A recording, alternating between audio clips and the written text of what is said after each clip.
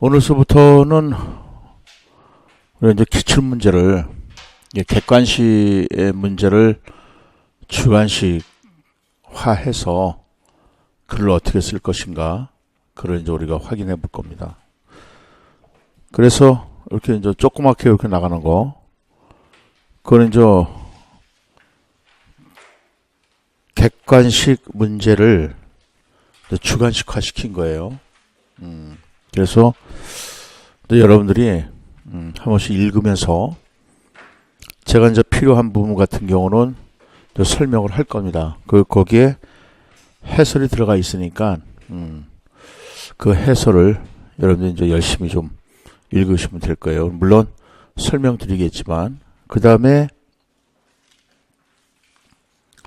1에서부터 이제 이게 3회까지 나가 있어요.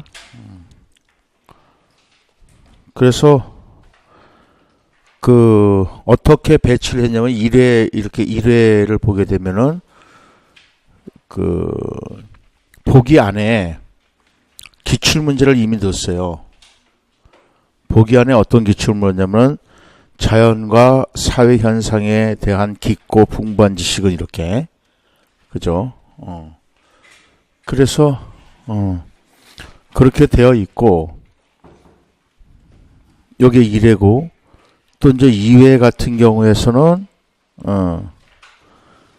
아예 문제 자체에다가 기출 문제를 넣었어요. 그래갖고 콜브에 대해서 쓰는 겁니다. 그 다음에 이제 3회 같은 경우에서도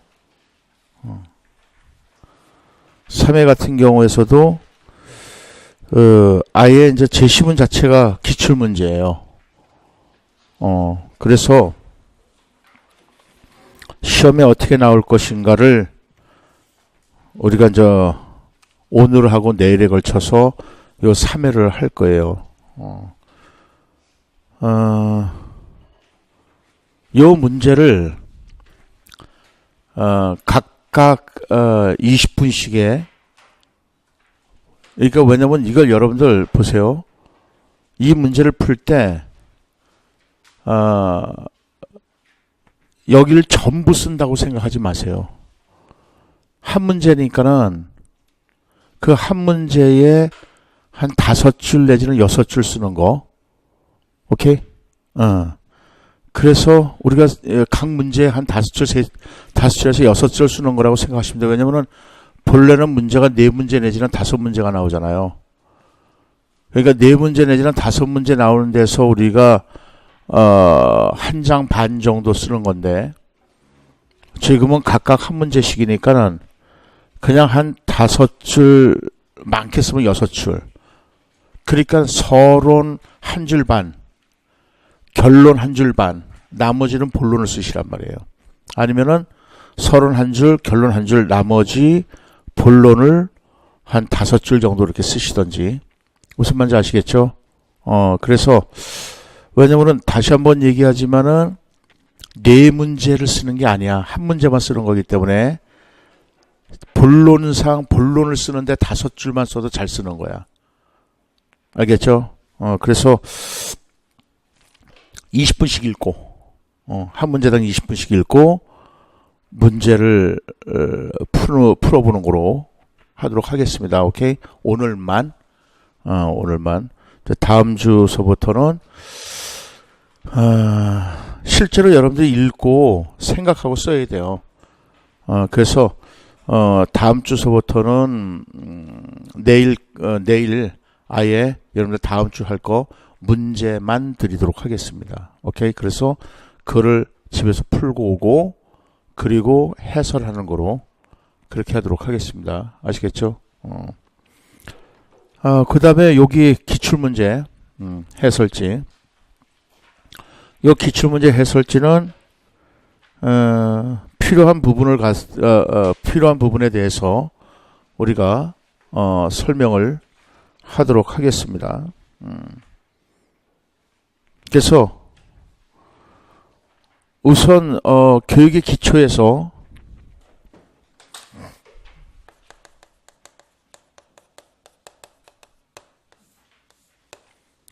교육의 기초 파트에서 시험에 나올 만한 거 당연히 여러분들 거기 지금 문제 냈다시피 교육의 목적이에요. 그러니까는 이 교육의 목적을 지금 영역별이기 때문에 그렇지만은 여러분들한테는 이제 해설을 할 때 이 교육의 목적과 관련돼서 이제 인문주의와의 관계, 그다음에 이제 철학에서는 항존주의의 관계, 이런 것들을 한번 이제 생각해봐서 글을 한번 확장해보라는 거죠. 물론 우리가 논술을 할 때는 지시한 내용만 쓰면 돼요. 다른 거 다 쓸 필요 없어. 그러니까 여러분들이 나는 참 많이 쓴 것 같은데 왜 점수가 요것뿐이 안 나와? 하는 거는 지시한 대로 하지 않았기 때문에 그런 문제가 생길 수가 있는 거예요. 그래서 이제 작년 같은 경우는 점수가 좀 후하게 되었지만은 올해 같은 경우는 이제 점수를 그렇게 후하게 주진 않을 거예요. 지금 지금 계속 얘기 나오는 게 그 얘기가 나오고 있어요. 점수, 따위 채점을 할 바에는 차라리 논술을 없애버리자 하는 얘기까지 나오는 거니까요. 그래서 여러분들이,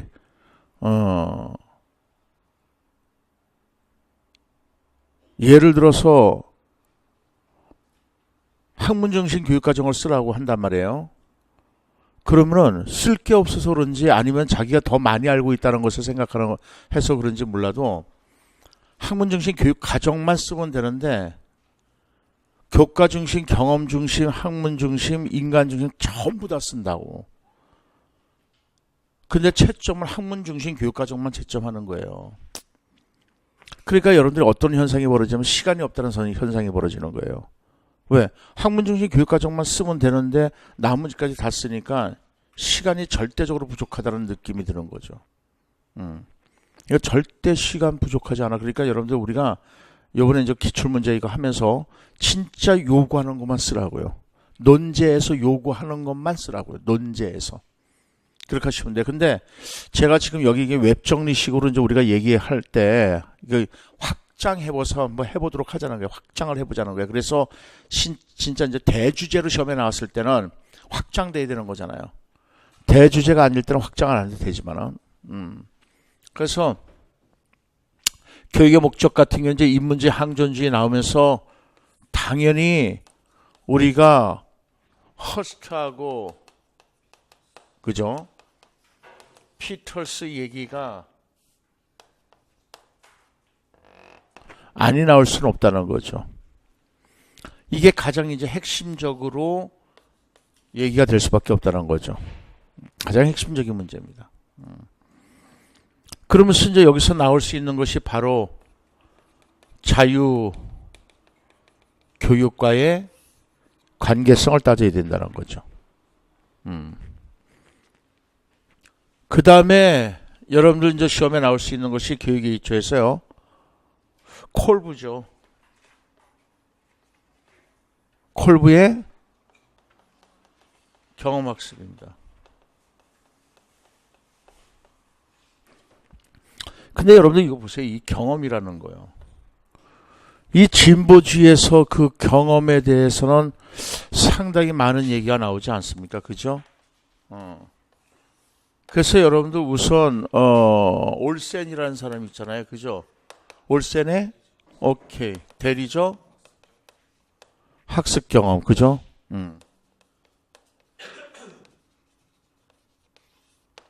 그래서 올센의 영향을 받은 것이 뭐죠? 데일의 경험의 원추라는 거죠. 데일의 경험의 원추다. 그러니까 결국 이네들이 얘기하는 것이 진보주의란 말이에요. 이 두 사람들이 진보주의자란 말이죠.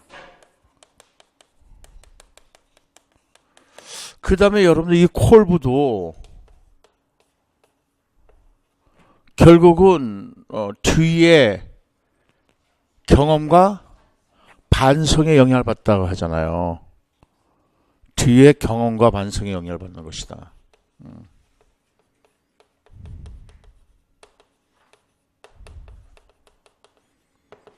그 다음에 진보주의에서 말하는 경험과 그 다음에 본질주의에서 말하는 경험은 다르다. 그죠? 진보주의에서 말하는 경험은 어떤 경험이죠? 개인적 경험이죠.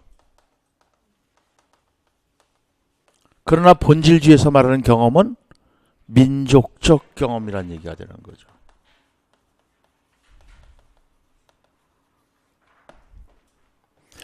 그 다음에 여러분들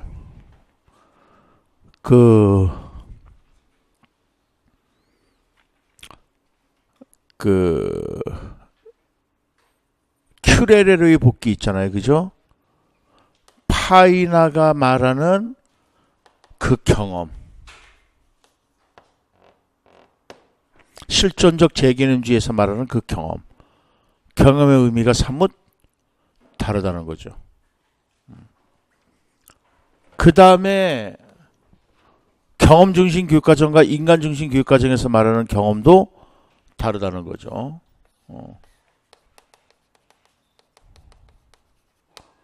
경험 중심 교육과정에서 말하는 경험과 인간 중심 교육과정에서 말하는 경험.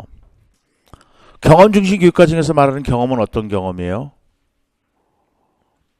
학교 지도하에서 얻게 되는 경험이잖아요. 학교 지도하에서 얻게 되는 경험. 그러나 인간 중심 교육과정에서 말하는 경험은 어떤 경험이냐? 학교 생활을 하는 동안에 은연중에 얻게 되는 경험이다. 그죠? 그래서 인간 중심 교육과정에서 말하는 그 경험은 어떤 경험이 된다? 은연중에 얻게 되는 경험이기 때문에 잠재적 교육과정과 관련된다 그랬었잖아요. 그래서 어쨌든 이 콜브, 지금 저 경험에 대해서 우리가 웹정리를 해봤지만은 콜브의 경험학습은 이거는 시험에 나오면은 여러분들 이제 놀라운 사실이 될 거라는 거죠. 근데 이제 진보주의는 이미 시험에 나왔지 않습니까? 그죠? 그리고 경험 중심 교육과정도 이미 시험에 나왔고, 그러니까는 우리가 좀 신경을 좀 써야 될 부분이라는 거고, 그 다음에 이제 세 번째로 가면은 홀리스틱 교육이라는 거죠. 근데 이 홀리스틱 교육이 과연 시험에 나올 수 있겠느냐? 오늘날 자꾸만 강조하는 게 스팀 교육입니다. 그죠? 그래서 여러분들 이게 스팀 교육 같은 경우는 이제 면접을 위해서라도 꼭 필요한 부분이죠. 스팀 교육은. 이거는 본래 스템 교육에서 나온 거예요. 미국에. 자, 요 S는 뭐라고요? 사이언스. 그래서 과학. T가 뭐라고요? 테크놀로지. 그래서 기술. 그 과학기술을 굉장히 중요시해요. 학문 중심 교육과정에서 강조하는 게 과학기술이잖아요. 그러니까 학문 중심 교육과정은 어려운 거라고. 과학기술을 강조하기 때문에. 그 다음에 E는 뭐라고요? 엔지니어링. 그래서 공학이라고요. M은 뭐라고요? 매너매틱스. 그래서 수학이에요. 그러니까는 결국 미국에서는 강조되는 것이 과학기술과 공학과 수학이라는 거예요.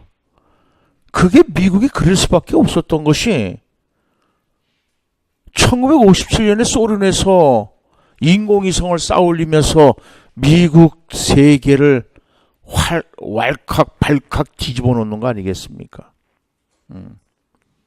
참 힘든 싸움이었죠. 미국 자체는 소련에 비해서 과학기술이 뒤졌던 거. 그래서 아폴로도 이제 부랴부랴 막 쌓아올리고 그러는 거 아니겠습니까? 실제로 지금 우리나라도 북한과 과학기술이 북한보다 앞섰느냐 뒤섰느냐 뒤졌느냐 하는 얘기가 꾸준히 나오고 있다고요. 사실상은요. 근데 어쨌든 오늘날 잠깐만 강조되는 게 뭐냐면 융합이라는 거죠. 융합. 그래서 그 융합으로서 요 A가 뭐가 되는 겁니까? 아트, 예술이 되는 거죠. 그래서 오늘날 융복합을 자꾸만 강조하고 있습니다. 융복합을. 이제 퓨전 교육이 되는 거죠. 융복합을. 그래서 우리가 이 스팀 교육에서 요 융합을 알아두셔야 되는데 홀리스틱 교육 자체가 사실상은 융복합을 지향하고자 하는 겁니다. 융복합 지향. 이거 홀리스틱 교육이 지향하고자 하는 바이죠. 그러니까 사실상은 이렇게 통합적인 세상이 돼야 돼. 그리고 여러분들 홀리스틱 교육이 시험에 우리 지금 남북한 문제 있잖아요. 판문점. 결국 왜 남한과 북한이 서로 싸우고 있느냐는 거지. 이게 서로 다른 마음을 가졌기 때문에 그렇다는 거죠. 그래서 이제 판문점 회담이 이제 나오고 미국하고 북한하고 어디서 한대요? 아직 발표 안 했어요? 안 했어요 아직요? 이거 대단한 역사적인 사건이에요. 본래 우리 대한민국이 패싱이었다고 그냥 대한민국 싹 빼버리고 지네끼리 놀다가 그래서 일본과 중국이 지금 막 당황하고 있잖아요. 당황하지 말고 엄청 당황하고 있습니다. 왜냐면 자기네들이 패싱이 되고 있거든 지금. 나쁜 놈들이었죠. 그래서 대한민국이 진짜 남북한 통일만 된다면요. 대한민국의 훌륭한 인적 자원과 북한의 천연적 자원, 그죠? 대단한 시너지가 나타날 겁니다. 그러니까 결국은 우리가 통합 화합을 강조하는 것이 이거거든요. 그래서 홀리스틱 교육은 그래서라도 중요하다. 그러니까 홀리스틱 교육하고 같이 이제 생각해 볼 수 있는 것이 원효의 일심사상이라는 거죠. 원효의 일심사상. 그러니까 이제 원효의 일심사상은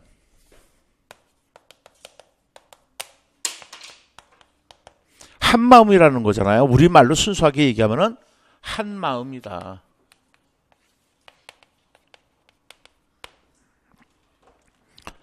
그러니까 한 마음을 가지면 되는 거야.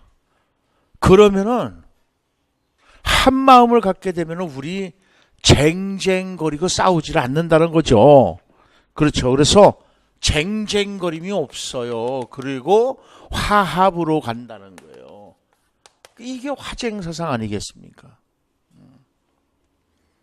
그러니까 사실상은 남북한 싸우게 되는 이유가 우리도 부부 일심동체라고 그러잖아요. 한 마음 안 가지고 있으면 싸우는 거야. 이게 지금 어저께가 어린이날이었나요? 그저께가 어린이날이었나요? 그저께요? 보니까 부부들 많이 싸우더구만. 애 때문에 같이 놀러 다니면서 싸우고 있어. 그 애들이 뭐가 돼? 그러니까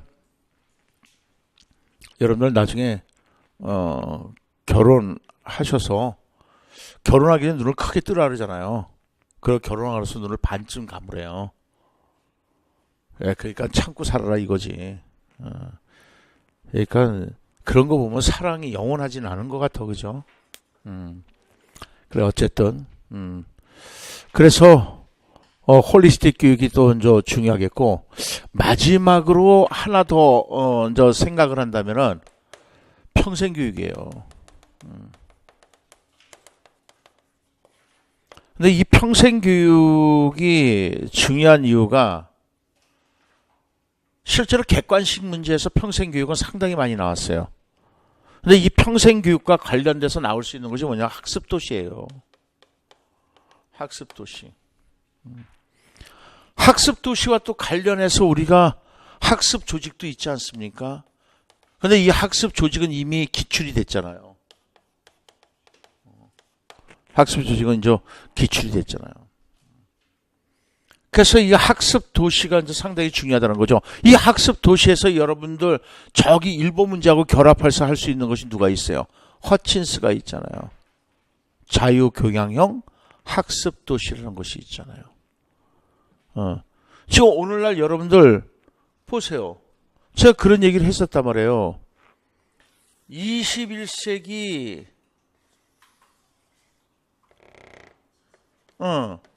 지식 기반의 사회, 지식이라는 말을 쓸 수밖에 없어요. 정보화 사회라고도 얘기하잖아. 그럼 이제 컴퓨터 전공 같은 경우에는 정보화 사회라고 얘기를 할 거라고. 근데 우리가 이제 기본적으로 얘기하는 게 지식 기반의 사회야. 왜냐면 자꾸만 학습을 강조하기 때문에 그렇다고. 그래서 21세기 지식 기반의 사회는 무슨 사회라고 그랬어요? 학습 사회라는 거예요, 이게. 근데 학습이 학교 다닐 때만 하는 것이 아니라는 거죠. 그래서 평생에 걸쳐서 이루어져야 된다 그래서 평생 학습 사회란 말을 한다고요. 그래서 이 학습 사회에서는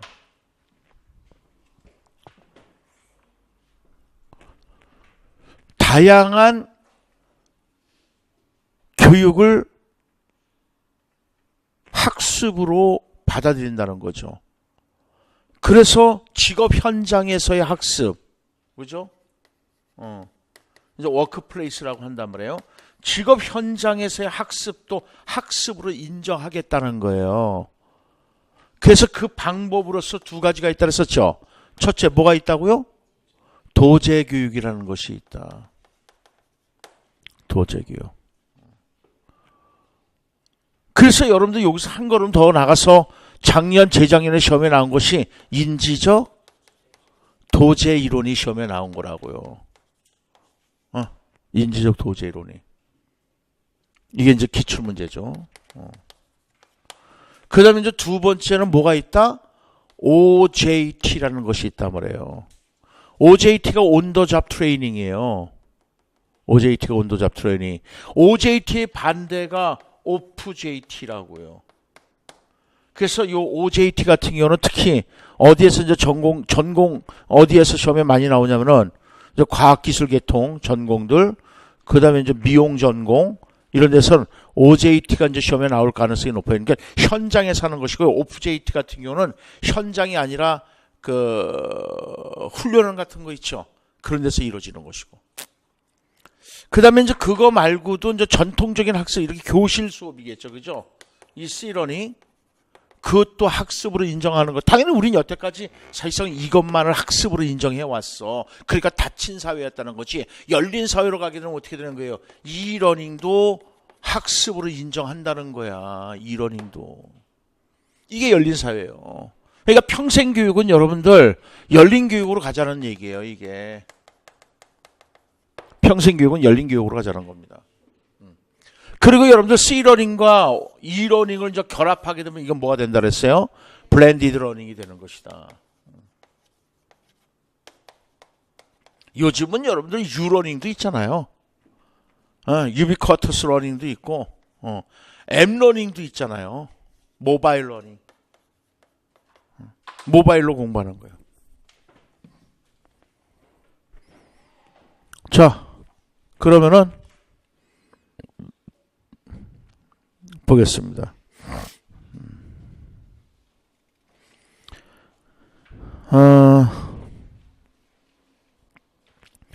우선 어디를 보시냐면요. 그 4번을 한번 보세요. 요거 기출문제 4번.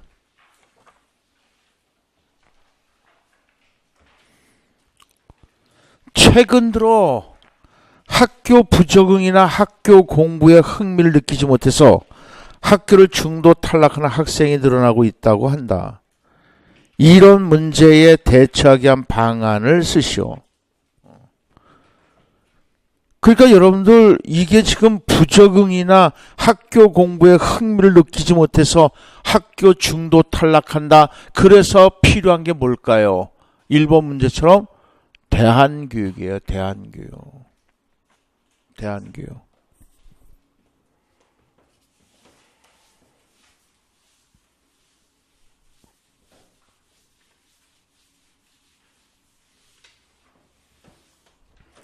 여기 보세요.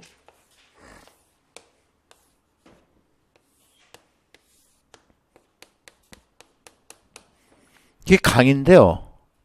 물이 위에서 아래로 흐르는 거예요. 이게 물의 자연성이야.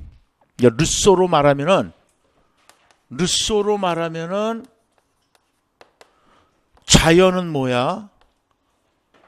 스스로 자자에다가 그럴 연자라 그랬잖아요. 그래서 스스로 그러함이라고 그러는 거지.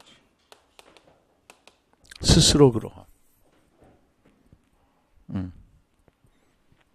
그러니까 물의 자연성은 위에서 아래로 흐르는 게 자연성이라고. 근데 물이 밑에서 위로 흐르잖아. 그럼 그 자연의 반대가 뭐예요? 인위라고. 인위. 그러니까는 여러분들 루소가 말하는 그 자연 교육은 결국 뭐에 반대하는 거예요? 인위적인 교육에 반대한다는 얘기가 나오는 거예요.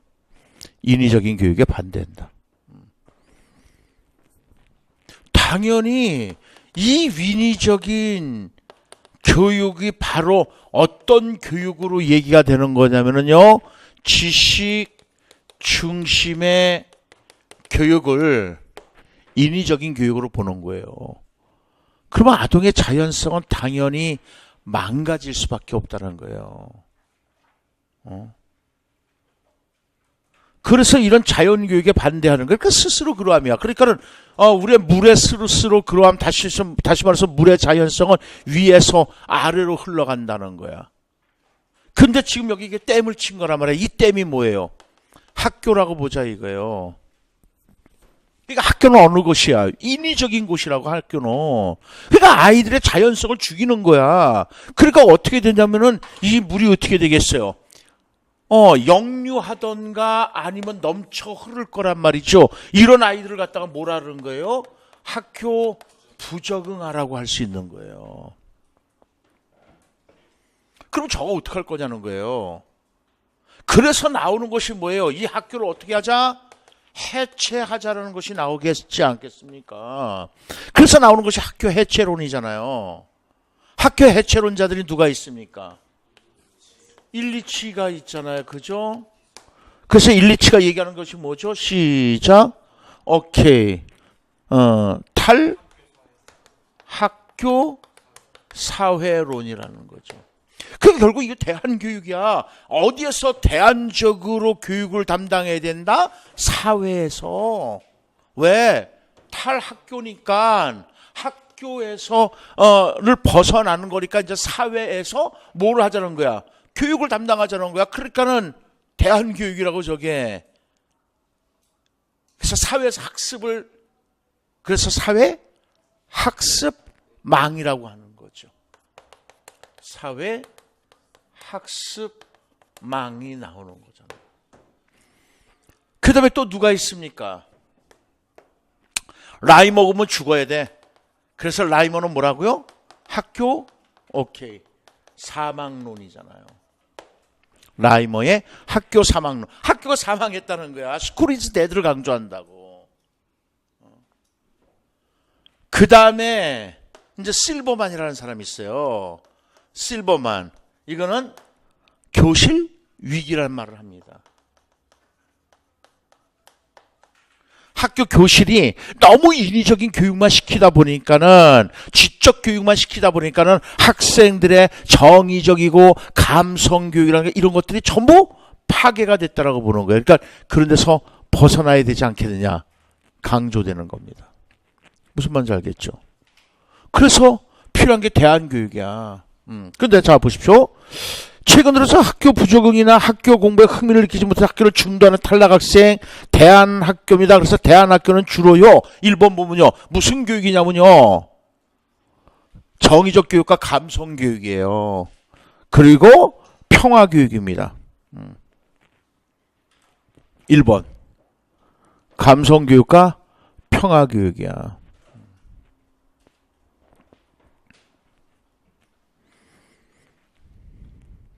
그래서 이런 문제를 대처하기 위해서는 어떻게 되는 것이냐?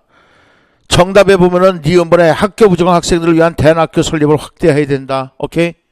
그래서 제가 꿈이 대안학교 설립하는 거라 그랬잖아요.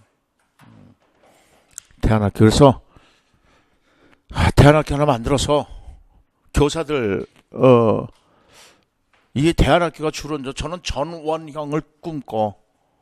도시형 대안학교가 아니라 도시형 대안학교에서는 무슨 다 인위적인 교육을 시킬 수밖에 없을 거야.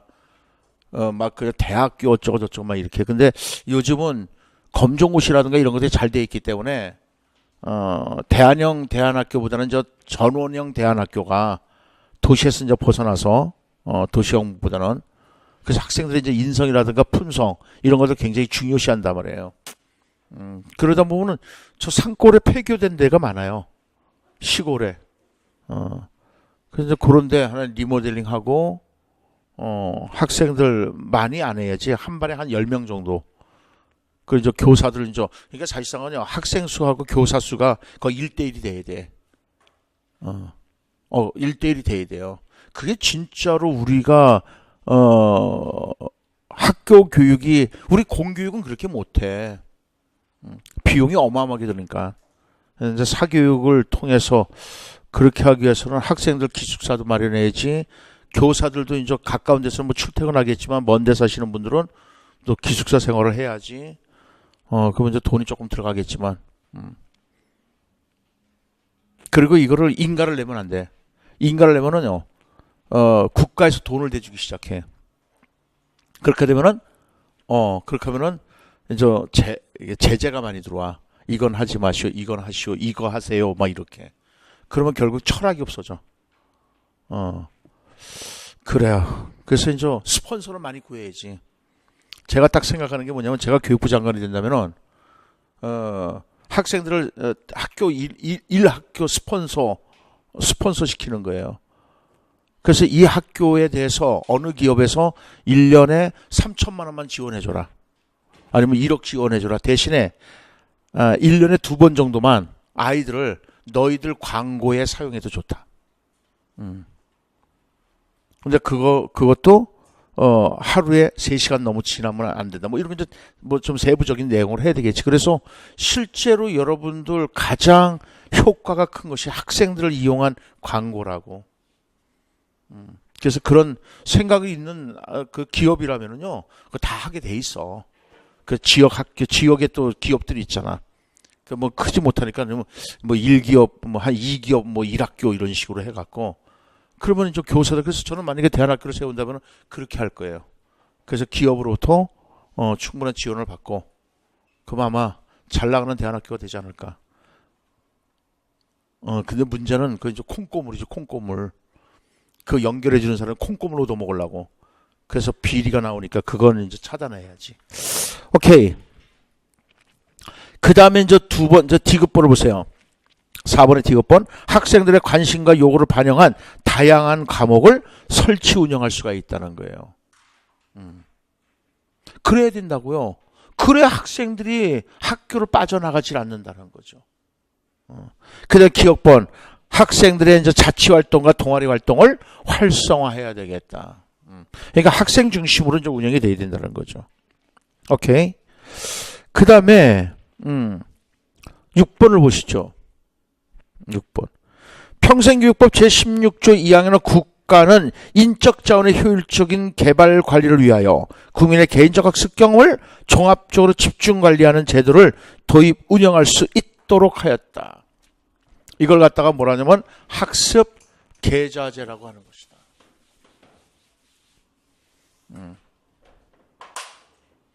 옛날에는 교육 계좌제라고 그랬었어요. 그런데 이게 이제 학습으로 바뀌었다고.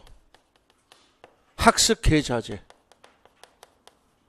왜 학습으로 바뀌었느냐? 21세기는 무슨 사회라고요? 학습 사회라니까. 그래서 평생 학습 도시, 그래서 의정부도 학습 도시로 지정이 돼 있다고. 그래서 학습 도시가 되게 되면은 국가 지원이 나온다고요. 그 지금은요, 라이프롱 에듀케이션이잖아. 죽을 때까지 공부해야 된다고. 그러니까 이 학습 도시가 사실상은 국민의 삶의 질을 향상시킬 수가 있는 거야. 그러니까 평생 교육의 목적은 어디 있냐? 삶의 질 향상이 있다. 그런데 그 삶의 질을 어떻게 향상시킨다? 나 선형적으로 향상시키는 거라고요. 삶의 질 향상이 있는 거예요. 이제 평생 교육이 이루어져야 되는 거죠. 그래서 여러분들 웬만한 도시에는 지금 평생 학습 도시로 지정이 되어 있을 거예요. 그래서 나오는 것이 이제 학습 계좌제란 말이에요. 그러니까 지금 여러분들 주민등록번호 쳐봐요. 그러면은 제 주민등록번호 치게 되면은 어디에서 어떤 자격증 땄고 몇 년 몇 월 며칠에 어떤 학위를 받았고 그런 것이 쭉, 그러니까 인적 자원을 관리할 수가 있는 거야. 그러니까 우리는 인적 자원이잖아. 여러분들 아까도 얘기했잖아요. 북한은 천연 자원이지만 대한민국은 인적 자원이라고. 그래서 여러분들 인적 자원 개발이라는 것이 있다고. HRD. 그래서 옛날에 여러분들 교육부를 갖다가 뭐라고 했는데요? 인적 자원 개발부라고 했었다고요.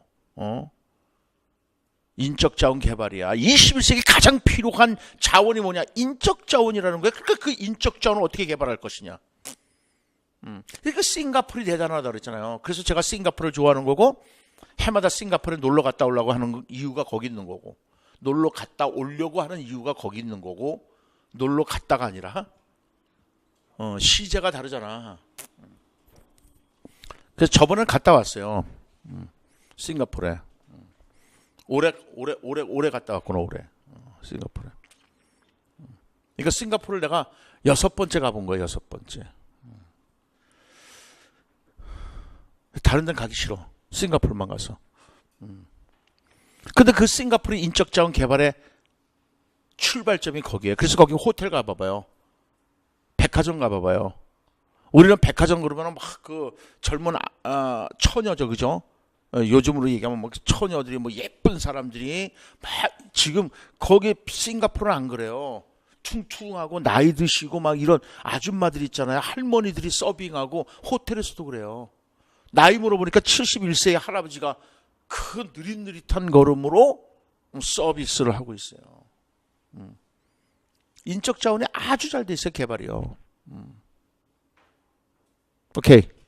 그래서 학습 계좌제는 결국 여러분들 교육적 경험 있잖아요. 그 교육적 경험을 종합적으로 누적 기록 관리하는 겁니다. 또는 좀 누가라고 해. 누적한다는 뜻이야.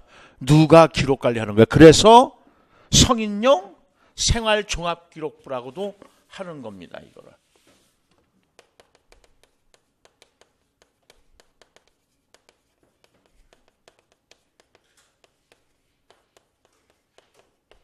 성인용 종합생활기록부라고도 하는 겁니다.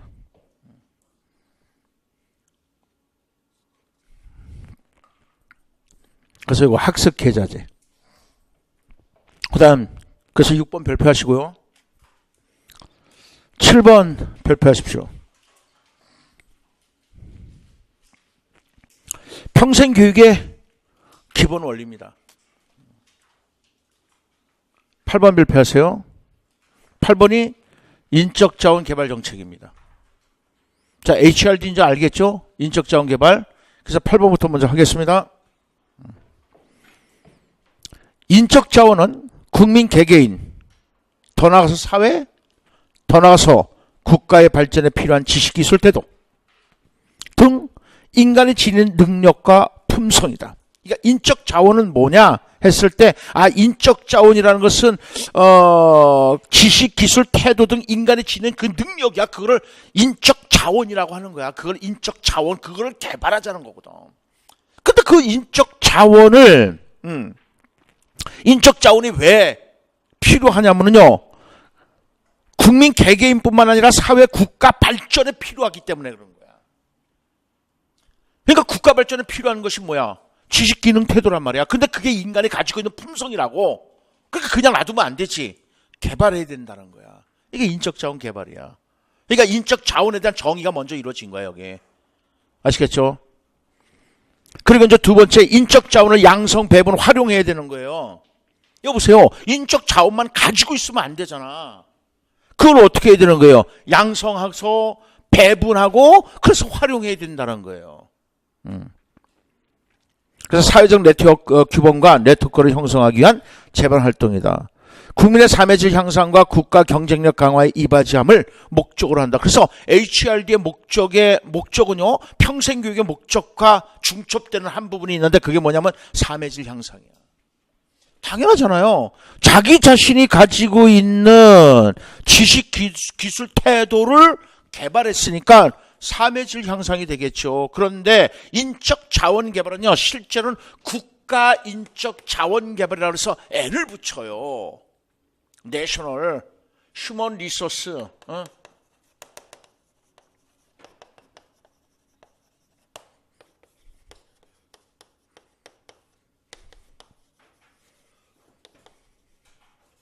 이렇게 되는 거란 말이에요. 그래서 이 N을 붙이는 이유가 국가라는 말을 이제 붙이기 시작하는 거예요. 국가라는 말을. 국가 인적 자원 개발이다.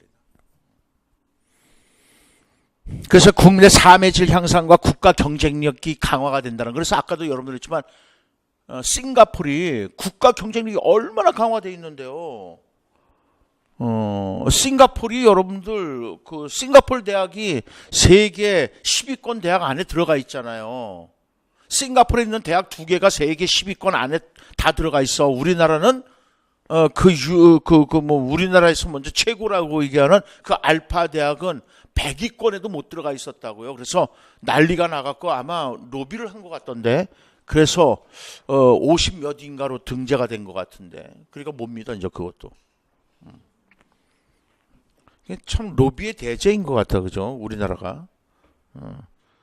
그러니까 여러분들이 학교 교사잖아요. 그러니까 학교 가서는 진짜 여러분들 사명을 다해야 돼. 그래서 여러분들한테 제가 누누이 얘기하는 게 뭐예요? 국가 발전의 원동력이 여러분이라고. 힘을 주는 사람이 여러분이라고. 그 아이들은 국가 발전하는 데 있어서 여러분들이 힘을 주어서 걔네들이 그것을 힘을 갖고 나가야 되는 거라고. 그러니까 여러분들은 소중한 사람이라고요. 귀중한 사람들이라고요. 오케이. 자, 그 다음에 이제 평생교육의 기본 원리로 가겠습니다. 평생교육의 기본 원리에 대해서는 첫째, 평등성과 민주성을 기본 이념으로 하는 겁니다. 평생교육은. 평생교육은 당연히 민주성이 기본으로 들어가 있습니다. 그래서 여러분들 우리가 평생교육을 갖다가 부패식 교육이다.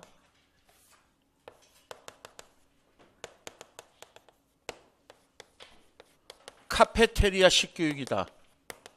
라고 얘기한다 그랬어요. 부패식 교육, 카페테리아식 교육이다. 부패 가봐요. 사장님이라고 가만히 계십시오. 제가 가져다 드리겠습니다. 그래서 이제 사장님이 좋아할 것 같은 지가 저 아부를 좀 하기 위해서. 그래서 이제 막 새우서부터 해갖고 뭐 고기서부터 이만큼 싸갖고 갔어. 근데 이제 사장님이 사요 먹고 죽었어. 알레르기로, 호흡곤란으로. 부패는요, 계급이 필요 없어. 누구나 다 똑같이 접시 한 장 들고 가서 먹을 거 갖다 먹어야 돼. 평등성이 보장이 되는 거야. 뿐만 아니라 이제 카페테리아식. 그리고 이제 이거는 뭐예요? 자기가 원하는 양이야. 그러니까 교육도 원하는 양만큼만 받으면 되는 거야. 근데 학교 교육은 원하는 양이 아니거든. 애가 원하지 않는 양이야. 절대적으로. 여러분 대학교 1학년 때 몇 학점이에요? 19학점. 저 21학점이었어요. 저 21학점인데 오늘 어저께 서재를 정리하다 보니까 대학교 1학년 때 시간표가 있더라고. 종합 기록 시간표. 그래서 수강 신청하는 거.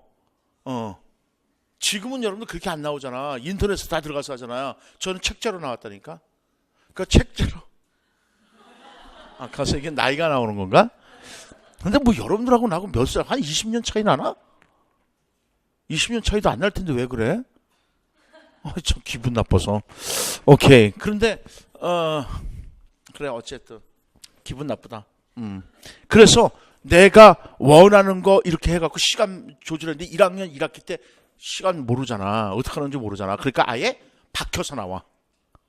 저희 때는 아예 박혀서 나왔어. 그리고 이제 교양만 어느 교수 거 폐강될까봐 몰빵 때려주는 거야. 그래서 야야 이쪽으로 해. 그래갖고 조교가 그래서 막 그쪽으로 와서 막 몰빵 때리고 그랬다고. 근데 21학점이야.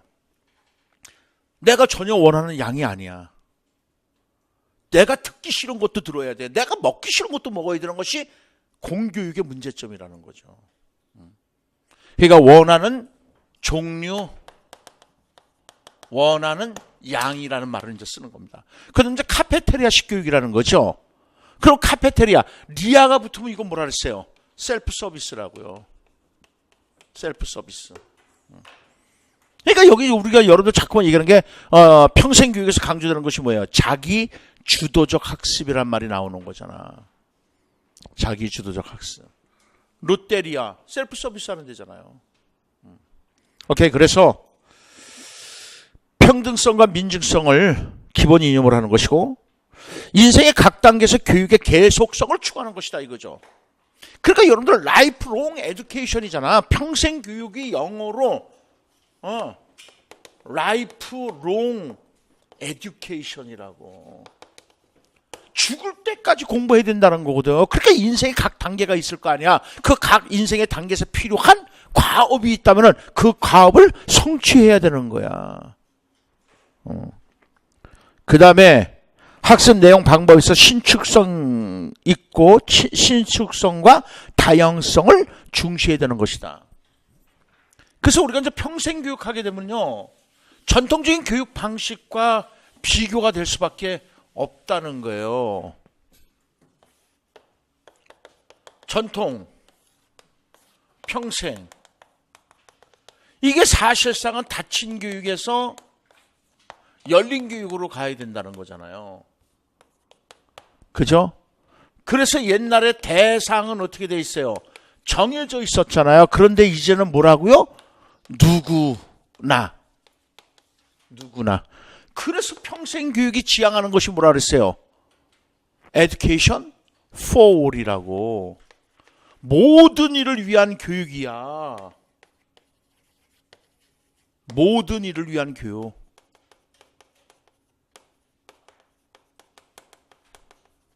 모든 이를 위한 교육. 그래서 전 국민의 학생화를 부르짖는 거예요.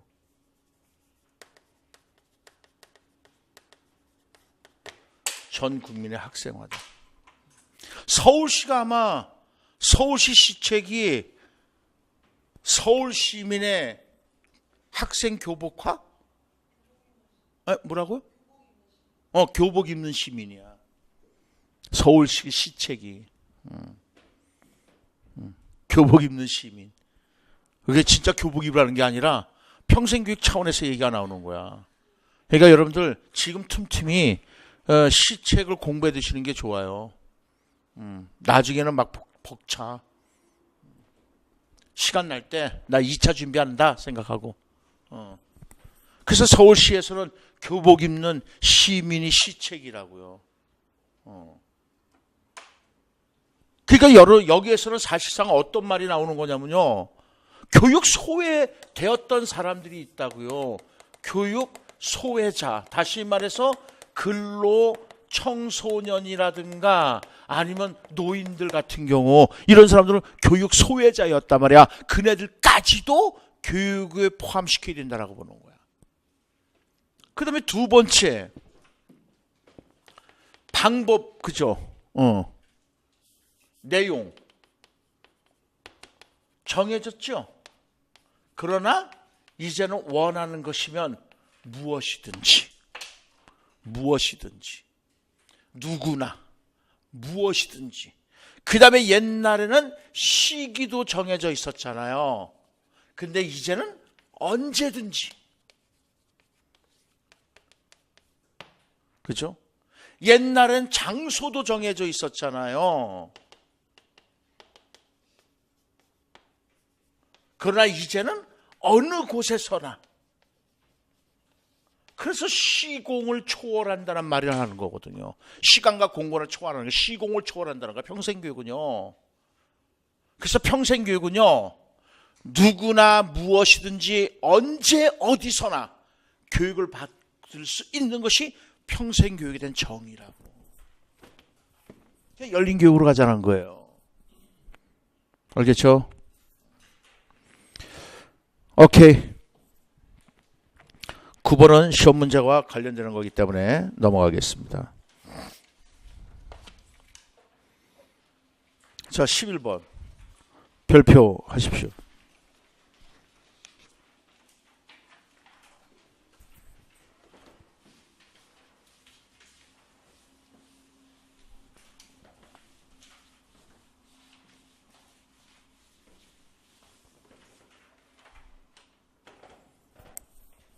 성인학습의 원리.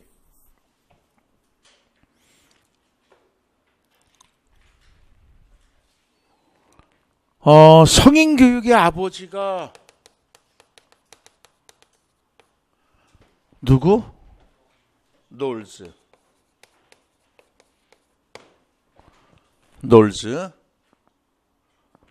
그리고 성인교육은 자기 주도적 학습이야. 그래서 이렇게 외우라 했어요. 성인들은 자기 주도적으로 잘 놀지요. 그죠? 그래서 그렇게 외우시면 돼. 그런데 중요한 건 뭐냐면 성인 교육하게 되면 반드시 비교 대상이 있어야 돼. 뭐? 학교 교육. 학교 교육을 영어로 뭐라 한다고요? 페다고기.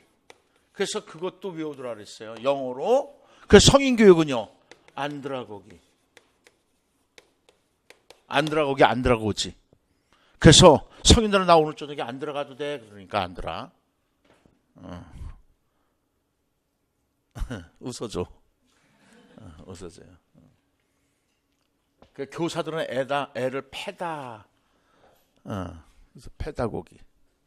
왜냐면 영어과를 제외한 나머지는 단어를 외우기가 힘들잖아. 근데 영어 단어를 안 써도 돼. 한글로 쓰는 거야. 실제로 여러분들 객관식 시험 문제 안드라고기로 시험에 나왔거든. 그냥 성인교육이란 말을 안 하고.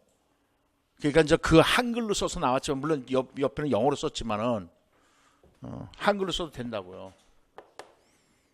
그런데 보세요. 이 학교 교육은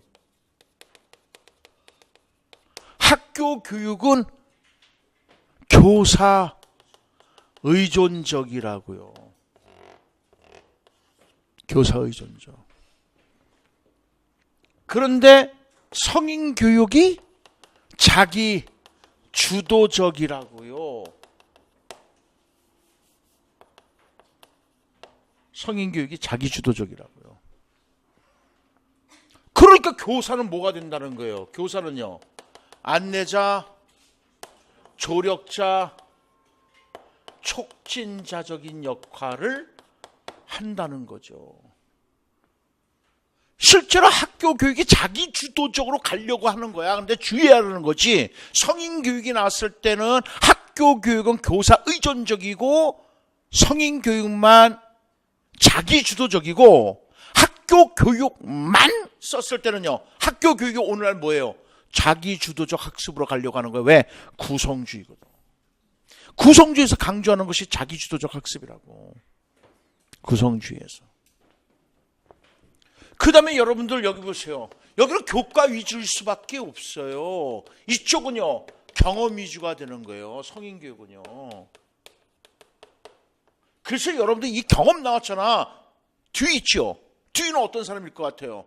성인교육을 주장하는 사람이에요. 성인의 경험을 강조한 거라고 그걸 학교로 들어온 거라고요. 학교로. 그러니까 학생의 자발성, 능동성을 강조할 수밖에 없는 거야. 뒤도. 왜? 학습자의 경험을 강조하는 거니까요. 성인 교육이야말로 자발적이고 주도적이잖아. 학생은 의존적일 수밖에 없지만은. 그래서 여기는 만약에 경험을 사용한다면 여기는 경험을 제한적으로 사용하는 거잖아요. 그죠? 여기는 경험을 총체적으로 사용하는 거야. 학교 교육은요. 미래지향이에요. 이거. 그러나 성인 교육은요. 현재의 문제를 해결하는데 관심을 쏟는 거죠. 현재 문제 해결이죠.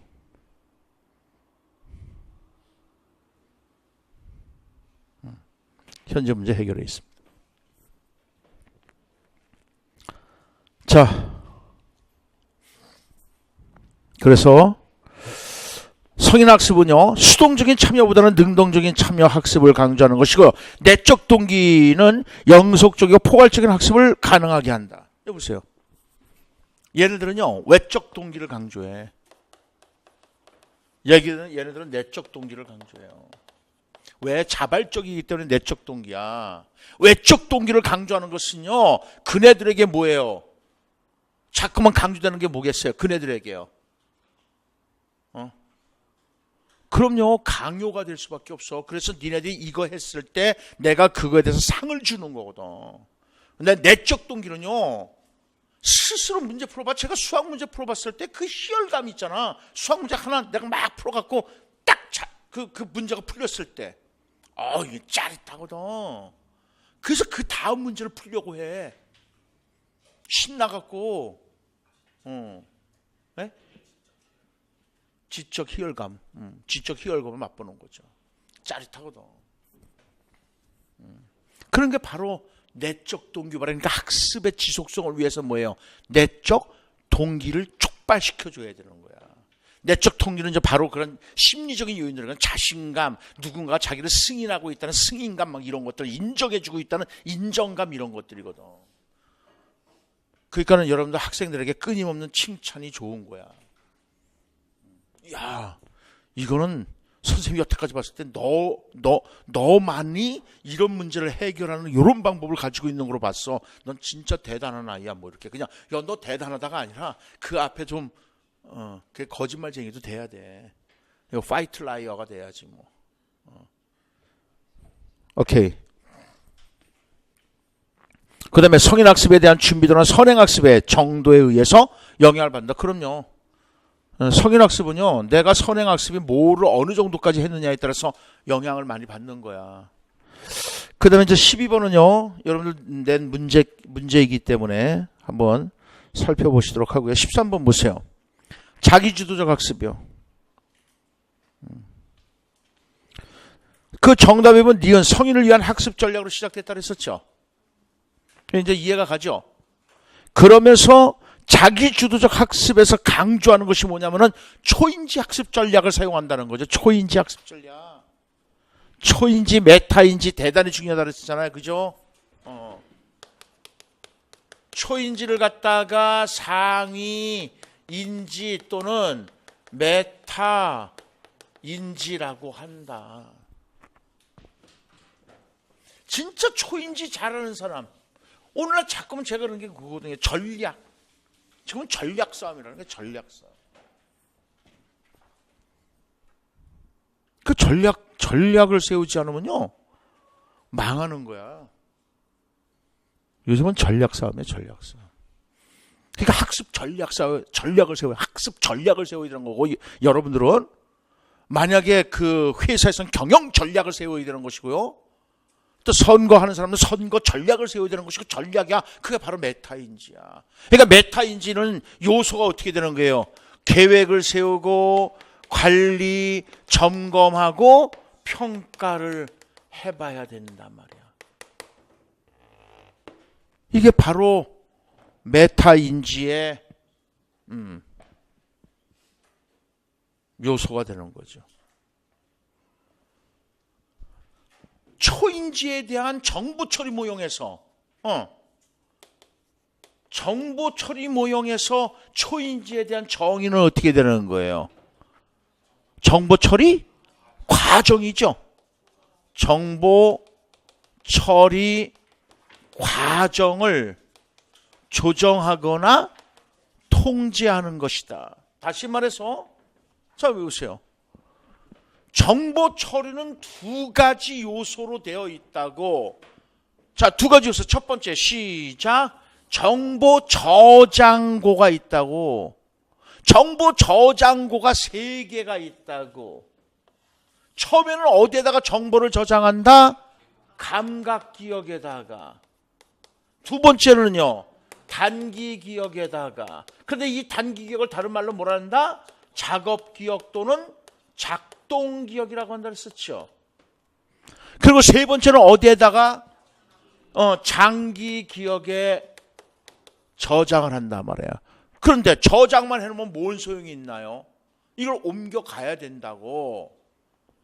이렇게 옮겨가야 된단 말이죠. 이런 걸 갖다가 뭘 한다고요? 정보 처리 과정이야. 그래서 정보 처리 이론은 크게 두 가지로 되어 있다. 시작. 정보 저장소와 정보 처리 과정으로 되어 있는데, 요것도 정보 처리 과정이 되는 거잖아요. 요걸 갖다가 뭐라 한다? 메타 인지라고 하는 것이다. 그러니까 메타 인지에 대한 정의는 어떻게 되는 거예요? 여기 보세요. 메타 인지에 대한 정의는요. 시작. 정보 처리 과정이잖아. 정보 처리 과정. 시작. 정보 처리 과정을 조정하거나 통제하는 것이라는 거죠. 그림을 이해하면 그죠? 되는 거죠.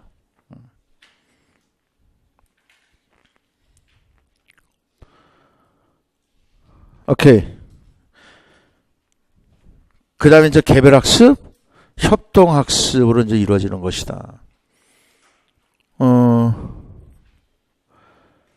지금 이제 14번서부터 15번, 16번, 17번, 그죠? 이게 바로 평생교육과 관련되는 겁니다. 그 다음 이제 18번은 여러분들 저 시험 문제이기 때문에 읽어보시고요.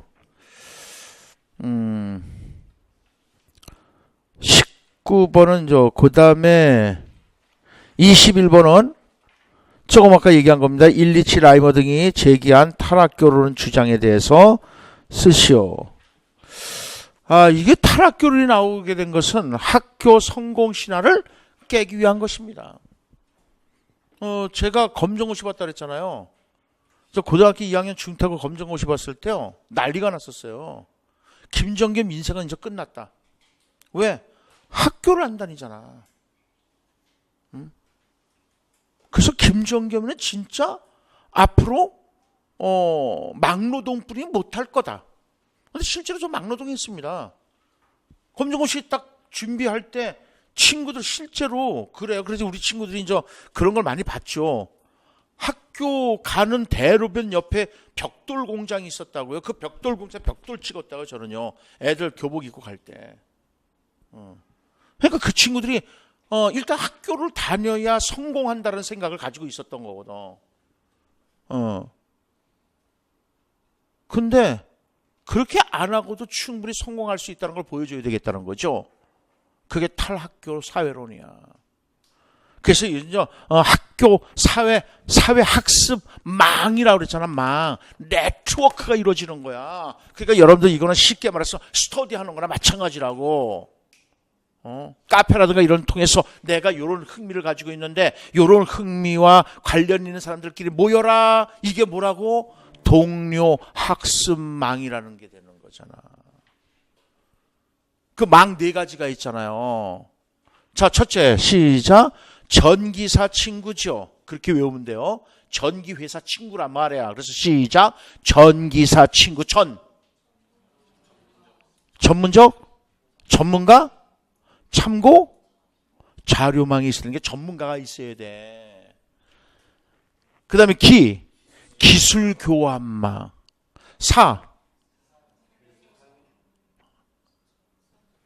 전기사 친구. 교육적 사물을 이용해야 되는 거잖아. 그러니까 교육적 사물을 이용하는 거죠. 그 다음에 친구 교환망이잖아요. 즉 동료 교환망이잖아. 그래서 여러분들 이거 시험 문제 나올 가능성이 높다 그랬잖아요. 4점짜리잖아. 네 가지 쓰는 거. 오케이.